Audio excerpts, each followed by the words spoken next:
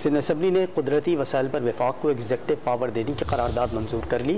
Opposition ने agenda मौखर करके खुफिया तरीके से करारदाद मंजूर कराने पर एहतजाज किया। इस पर हम बात करते हैं डॉन न्यूज़ के नुमाइंदे खावर हुसैन से। खावर, बताइएगा करारदाद में कहा क्या गया है और उस पर अपोजिशन का क्या मौक़िफ़ है?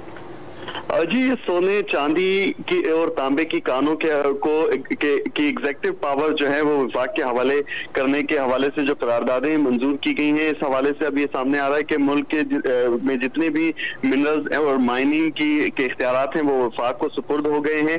असम्बली से एजेंडा मौखर करके खुफिया तरीके से ये दो करारदादें जुमेरात को मंजूर करवाई गई थी और आइन के आर्टिकल 144 को बुनियाद बनाकर इख्तियारात विफाक को दिए गए थे, जिस पर अब जो जितनी भी नेशनल तंजीमें हैं, कौम परस्त तंजीमें हैं, उनकी जानिब से काफी ज्यादा एहतजाज सामने आ रहा है। और इसी तरह से विफाक में भी जो इत्तेहादी जमातें हैं जो हुकूमत की जिनका ताल्लुक बलोचिस्तान से, वो काफी ज्यादा नाराज नजर आ रही है, क्योंकि रेकोडेक मुआहिदा के हवाले से शदीद दबाव था और ये जरूरी था कि दो सूबों से करारदादें मंजूर करवाई जाए। चूंकि पंजाब और केपी में पीटीआई की हुकूमत थी, इसलिए वहां से तो ये करारदादें मंजूर करवाना मुमकिन नहीं था। लिहाजा बलोचिस्तान और सिंध असम्बली से ये करारदादें जो हैं वो खामोशी के साथ मंजूर करवाई गई हैं, जिसे 18वीं तरमीम के तहत सूबाई खुद मुख्तारी को के खिलाफ वर्जी समझा जा रहा है और इस पर शदीद तनकीद की जा रही है। इसी तरह से बलोच इत्तेहादी तंजीमों ने भी इस पर एहतजाज का फैसला किया है।